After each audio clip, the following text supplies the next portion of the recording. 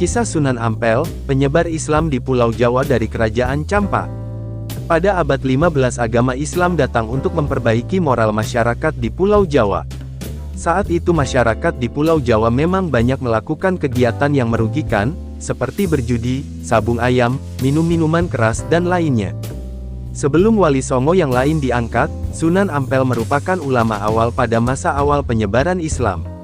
Kali ini popmama.com akan membahas sosok putra dari Sunan Gresik, yaitu kisah Sunan Ampel, penyebar Islam di Pulau Jawa dari Kerajaan Campa. 1. Lahir di Kerajaan Campa. Ayah Sunan Ampel bernama Maulana Malik Ibrahim atau Ibrahim Asmarakandi, nantinya menjadi Sunan Gresik yang berasal dari Samarakan. Beliau diberi amanat oleh Kerajaan Turki untuk mengembangkan ajaran Islam ke Asia. Beliau inilah yang menjadi tokoh sentral penyebaran agama Islam di Asia. Dalam perjalanannya, Ibrahim Asmarakandi tiba di Asia, tepatnya Kerajaan Campa. Beliau menjalankan tugasnya untuk menyebarkan ajaran agama Islam di sana dan berlangsung dengan lancar. Bahkan sosok Raja Campa, Prabu Singhawarman pun dapat beliau Islamkan. Setelah itu Raja Campa menjodohkan Ibrahim Asmarakandi dengan putrinya yang bernama Dewi Chandrawulan. Dari hasil pernikahan ini, lahirlah Raden Santri Ali dan Raden Rahmat Sunan Ampel. Raden Rahmat memiliki nama lain Sayyid Muhammad Ali Rahmatullah, lahir pada tahun 1401 di Kerajaan Campa.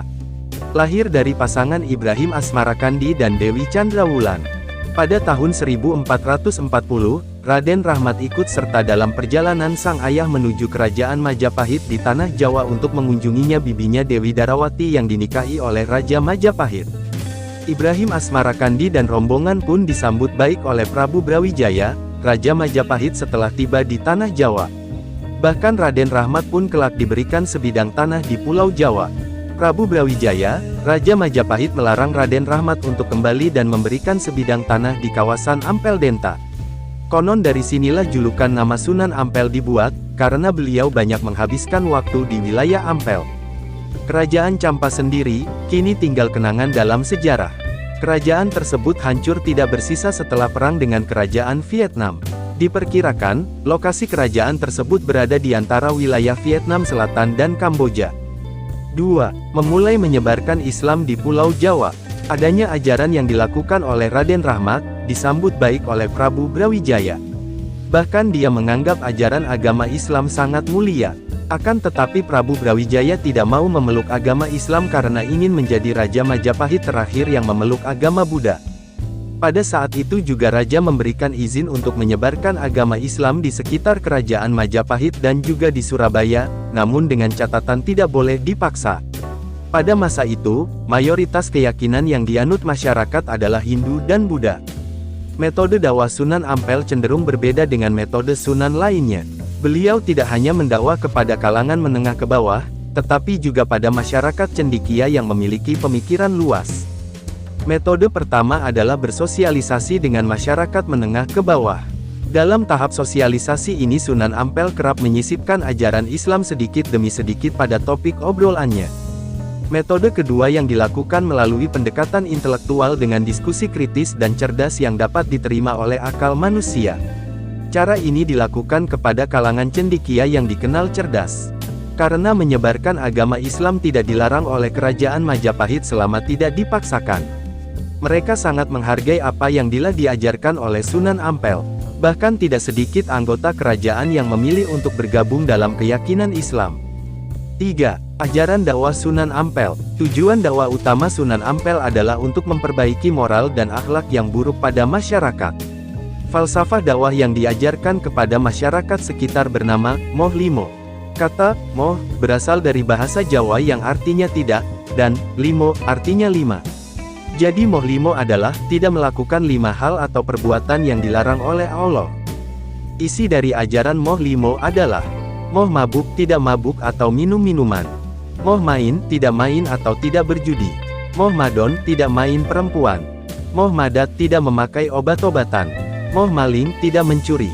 Ajaran ini sampai sekarang masih menjadi hal yang dipegang banyak umat Islam hingga masa kini, sekarang lebih dikenal dengan istilah Moh Limo atau 5M.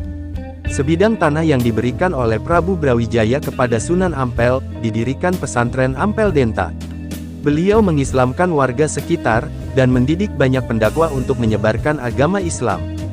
Pendakwa-pendakwa ini akan disebarkan dan membuat jaringan kekerabatan melalui pernikahan dengan putra-putri penguasa kerajaan Majapahit.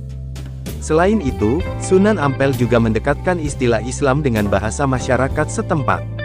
Kata salat diganti dengan sembahyang, asalnya sembah dan nyang. Tempat ibadah juga tidak dinamai musola melainkan langgar, mirip dengan kata sanggar. 4. Peran dalam lahirnya Kesultanan Demak. Berdirinya Kesultanan Demak juga terdapat banyak keterlibatan Sunan Ampel. Ia berperan sebagai pencetus kerajaan tersebut dan menunjuk muridnya, putra Raja Majapahit Brawijaya kelima, Raden Patah menjadi raja pertama Kesultanan Demak pada tahun 1475. Pada masa itu, kerajaan Majapahit berada di ambang kehancuran sehingga Kesultanan Demak dapat berdiri tanpa rintangan. Nama Patah sendiri berasal dari kata Al-Fatah, yang artinya, sang pembuka, karena ia memang pembuka Kesultanan Demak, kerajaan Islam pertama di Indonesia. Kesultanan Demak menjadi pusat penyebaran Islam di Pulau Jawa di bawah pimpinan Raden Patah dengan panduan Sunan Ampel beserta Wali Songo sebagai penasehatnya. 5. Istri dan anak Sunan Ampel. Sunan Ampel memiliki 2 orang istri dan 11 orang anak. Istri pertama beliau bernama Dewi Kondrowati atau biasa dikenal dengan Nyai Ageng Manila. Dari istri pertama ini, beliau memiliki 5 orang anak yang bernama Maulana Mahdum Ibrahim, Sunan Bonang, Syarifuddin, Sunan Derajat, Siti Syarifah istri Sunan Kudus, Siti Mutmainah, Siti Hafsah, sedangkan istri keduanya bernama Dewi Karimah. Dengan istri keduanya ini beliau memiliki 6 orang anak yang bernama Dewi Murtasiyah, Dewi Murtasimah, Raden Husamuddin, Raden Zainal Abidin, Pangeran Tumapel, Raden Fakih. 2 dari anak Sunan Ampel juga menjadi bagian dari Wali Songo, yaitu Sunan Bonang dan Sunan Kudus. Selama hidupnya, Sunan Ampel telah berperan sangat besar dalam perkembangan Islam di Pulau Jawa. Beliau meninggal di Demak pada tahun 1481 dan dimakamkan di Ampeldenta, Surabaya. Sunan Ampel juga mendirikan masjid pada tahun 1421 di Surabaya. Masjid tersebut dinamakan Masjid Agung Sunan Ampel dan masih berdiri kokoh hingga saat ini. Oleh pemerintah kota Surabaya, masjid ini ditetapkan menjadi objek wisata religi sejak 1972. Itulah kisah dan riwayat dari Sunan Ampel.